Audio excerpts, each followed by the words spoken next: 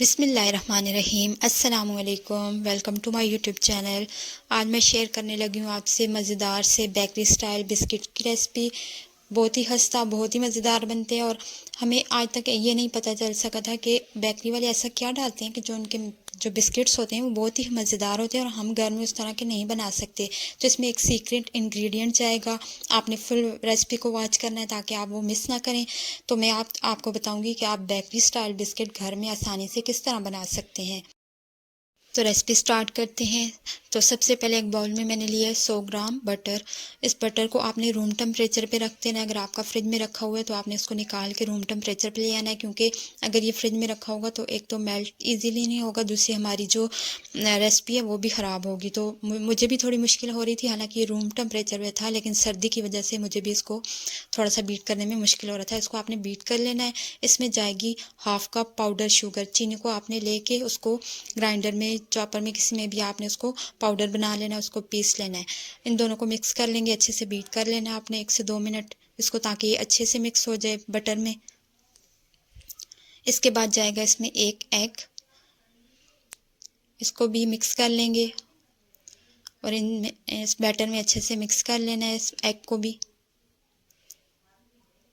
यहाँ पे आप चाहें तो आप बीटर का भी यूज़ कर सकते हैं। हाथ से या विस्क के करने से आपको थोड़ा सा मुश्किल होगी, क्योंकि सर्दी है तो सर्दी के मौसम में मिक्स करने में थोड़ा सा बंदर को डिफ़िकल्टी होती है। ऑयल यहाँ पे मैंने लिया है 1/2 कप, मैं थोड़ा थोड़ा करके डालूँगी। 3 दफ़ा मैं इसको ऑयल को शामिल करूँगी थोड़ा थोड़ा करके। थोड़ा सा डाल के मैंने मिक्स कर लिया, थोड़ा सा और मैंने इसमें ऐड कर दिया। अब इसको भी मिक्स कर लेंगे।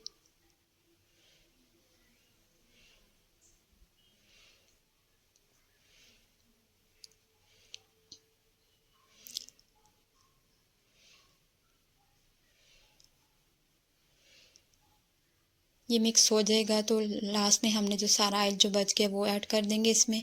तो यहाँ पे सारा ऑयल जो था बाकी बच गया था वो भी मैंने ऐड कर दिया।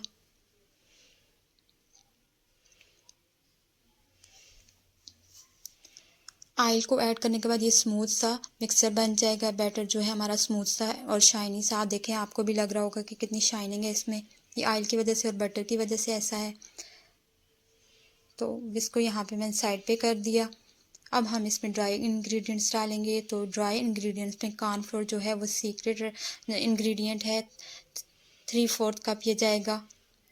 इसके बाद जाएगा ऑल पर्पस फ्लोर, यानी कि मैदा मैंने लिया है 1.5 कप। मैंने सारी जो मेजरमेंट है वो मेजरमेंट्स कप से की है। आपने भी कोशिश करनी है कि आपने वही कप यूज़ करने हैं जो मेजरमेंट वाले होते हैं। यहाँ पे 1.5 कप मैंने मैदा लिया और 1 कप जो मेरे पास है वो 250 ml का कप है। तो मैंने एक फुल लिया और एक हाफ कप लिया। इसको मिक्स कर लेंगे मैदे को मिक्स करने के बाद कुछ इस तरह का आपके पास बैटर रेडी हो जाएगा। तो अब इस बैटर को मैं 2 पार्ट्स में डिवाइड कर लूँगी। आप चाहें तो आप इस तरह से भी इसको बना सकते हैं बिस्किट, और अगर आप चाहें तो आप फुल भी इसको चॉकलेट की शेप दे के इसमें कोको पाउडर डाल के सारे में चॉकलेटी बिस्किट बना सकते हैं। लेकिन मैं थोड़ा सा हाफ़ मैंने अलहदा कर लिया और हाफ़ में मैंने कोको पाउडर ऐड कर दिया। कोको पाउडर यहाँ पे मैंने 2 टेबल स्पून ऐड किया इसमें। कोको पाउडर को छान के ऐड करना है। अब हम इसमें मिक्स कर लेंगे कोको पाउडर को।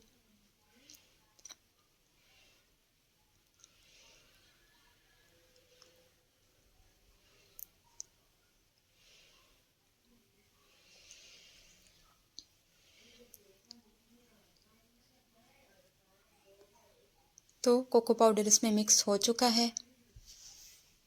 इन दोनों बैटर्स जो थे वो मैंने एक पाइपिंग बैग में डाल लिए थे। हाफ साइड पे मैंने एक चॉकलेटी वाला बैटर डाला और हाफ साइड पे मैंने दूसरा डाली, और एक पैन को मैंने पहले से रेडी करके रखा हुआ था। रेडी क्या करना है, बस आपने उस पर ऑयल थोड़ा सा ग्रीस कर देना है, तो आपके बिस्किट चिपकेंगे नहीं। अब नोज़ल मैंने लगा ली थी फ्लावर्स वाली।